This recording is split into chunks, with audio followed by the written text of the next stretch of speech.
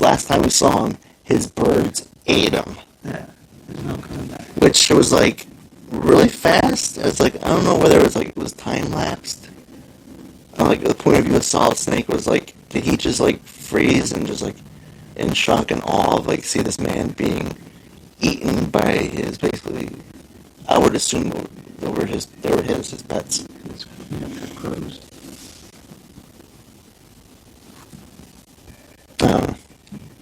I just thought that's the way to go. Yeah, it's disturbing, but at the same time it's beautiful because the things that Vulcan River brings up, like they're just it's very much in character. They're disturbing and beautiful, and even his scenes, the visuals, how everything is shot. It's very beautiful and violent. I guess it's it's a common theme in many video games, but it's a common theme in Metal Gear Solid as well. And then I want to say probably because I'm bouncing all around. We come to find out that past this boss fight and then going forward towards near the end, we come to find out that the person that we've been talking to, Master Miller, is not Master Miller. No. It's basically Liquid Snake. It's Liquid. And then now going within for future of the games and then going back to the past, everyone's always wanting to know who killed Master Miller, who killed him. Yeah. Was it Liquid or was it Revolver Ocelot? And I think it'd be the person that he would know because they said they found him dead in his home, right? Yeah. So that leads me to believe he knew who was coming over to see him. Yeah. Which leads me to believe it was Revolver Ocelot. He would know he was coming. Quick question, and maybe it's because some years detached, and now I'm just rewatching it. Do you just I guess a person playing for the first time would think, okay, that's just another character. But for me, I knew right away that was Liquid. Why are they calling him? And maybe it's because I've been not playing the game for so long, but why are they? That's Liquid clearly, and he's clearly a bad guy, or he's deceptive in some way, even though you only see him through a phone call, through a phone. The codec. The codec. Yeah. For me, it's clearly Liquid. I'm just waiting for the reveal, and he does reveal himself. But yeah, I was wondering if it's I don't know. I guess I would have to ask someone who was never played the games and who just winds up playing them first, and if it's obvious to them that this person is maybe not Liquid, but is hiding something, is a villain later to be revealed. Yeah, I would think probably from the interactions, there's something here that's the first when you do the first playthrough, basically a blind faith run, yeah. Where it's you don't know nothing. This is your first playthrough, and you're going through it. There is something that's this whole game is there's something being withheld. Yes. You don't know the whole story, and why wouldn't these characters that you're within contact of through the codec calls, why wouldn't they also be the ones that are withholding the whole truth from you? Which is also true because almost everybody is withholding the truth from you. You don't know, the player as Solid Snake, you don't know the whole picture. No. You're only told what you need to know. Yeah. And then you're told, all right, now go do what you need to do. Yeah. And then we'll tell you if you need to know. Yeah. Or if it's pertinent to the situation. Yeah. Probably because it's people it's probably over social media, you already know, it's there's the gifts and everything, yeah. The reveal of Liquid Snake as Master Miller, it's it's the deal with it meme, yeah. where it's you weren't talking to Master Miller, you were talking to me, and luckily you didn't say anything embarrassing. make sure it's like when you first interaction, it's kind of like he's kind of like just giving you yeah, okay, yeah, sure, yeah, Yeah. He's like, yeah, it's like I'm definitely the guy. Yeah.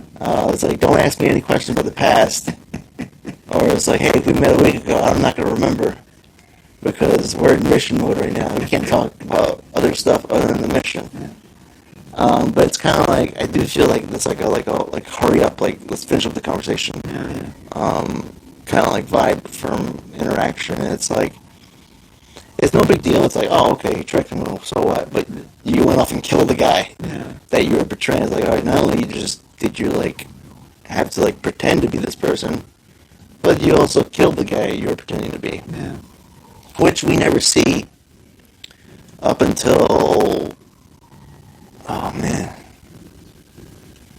I was trying to remember like when do we actually re-see the character in the series, other than Metal Gear and Metal Gear 2, the MSX games, which already like has told us that like this is Kazuhiro Miller.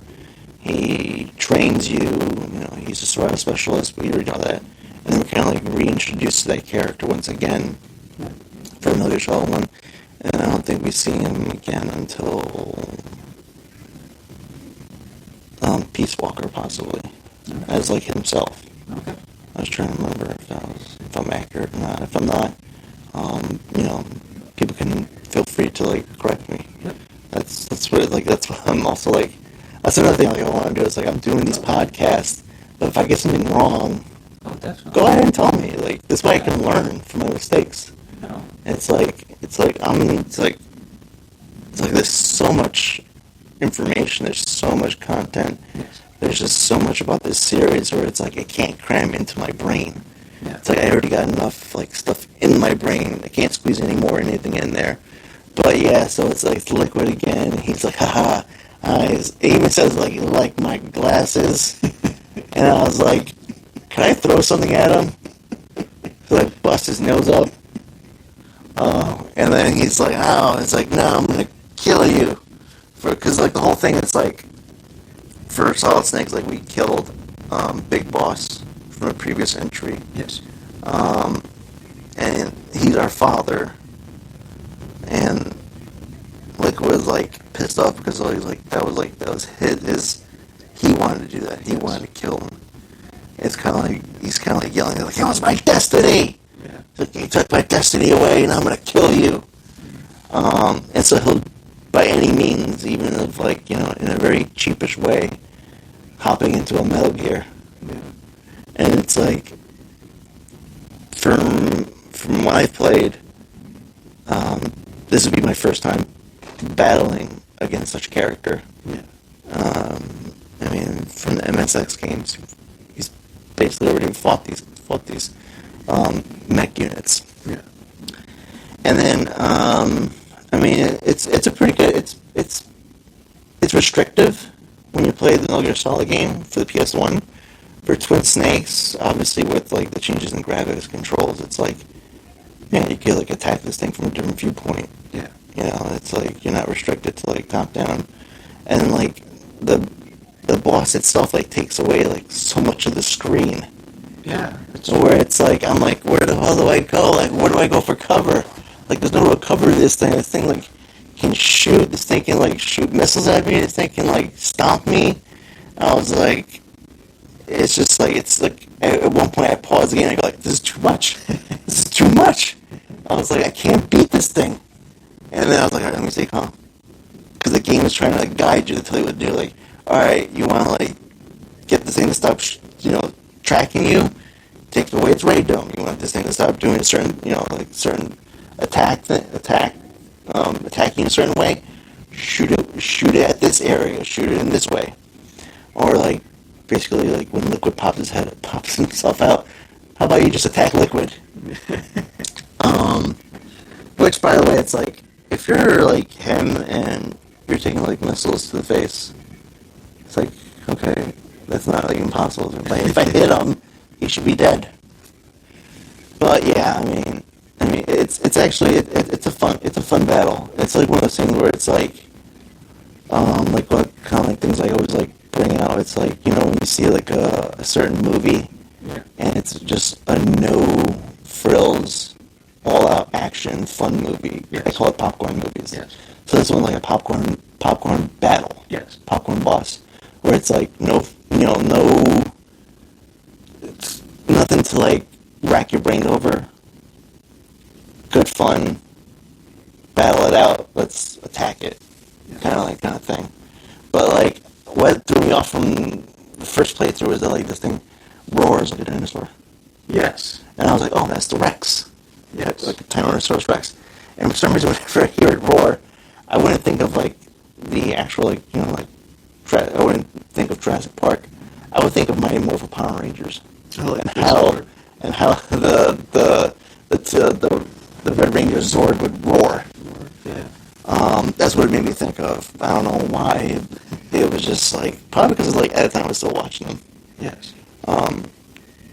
Yeah, I pretty much watched that series until it got way too crazy, and I couldn't keep up with it. But going back to the boss battle, like, what did you think of it? Like, especially with like all of a sudden, like when you think you're down, you get a little help from Gray Fox, the return of him. Oh, that's right. He does pop in. Yeah, he comes out of nowhere with like a laser gun, Yeah. He pops but even way more powerful weapon than he had before. for a little bit. Yeah. Yeah, because he kind of like gets his bearings. He's like, all right, I'm Gray Fox. I know what to do now. It's like, I'm going to help my buddy Solid Snake, who, by the way, killed me. Yeah, I think it's a cool battle, and talking about with Metal Gear, the design, it's very, it has like, it's interesting, it goes into the theme of, or a couple of themes of the Metal Gear series, and it's sort of a mixture of humanity and machine, and this sort of machine, it's almost animal-like, it's kind of dinosaur-like, and it's robotic, and it kind of reminded me of Ed 209. Oh, yeah. Yeah. So it has there's this sort of, and there's a ton of man and machine and a marriage between the two, sort of similarities between the similarities between RoboCop and just the Metal Gear Solid storyline and things like that, or even Blade Runner as well. Who Kojima was a fan of that film. He watched that all the time. But yeah, as far as as a battle, it's pretty fun. And you were talking about how the machine takes over the screen, and it's very much like it reminds me of like old school arcades, but in old school arcades, the monster takes up most of the screen. Sometimes it's for the boss battle. Sometimes you just see it in the background, like a big monster. But yeah, it takes up the whole screen, and and Gray Fox helping out, like giving you a little edge to win the battle. It was fun to rewatch and to look at, and very epic. Yeah, and then and with the intervention of, intervening of Gray Fox coming to like help you out, Yes. comes like a sequence where it's like he's like, I'm ready to die, because he's like basically like trying to get you the open shot. Yeah. To like destroy Rex and kill Liquid, and at that moment, that's when all of a sudden Snake's humanity comes through, where he can't kill a man he once killed before. Yeah. Because in doing so, if you do shoot that shot, you'll kill them both. It's true. Yeah. And I thought that was like, maybe that's how he wants to go, because he's not really alive. He is alive, but he's not the person he once was. No. He's only alive because of the machine keeping him alive.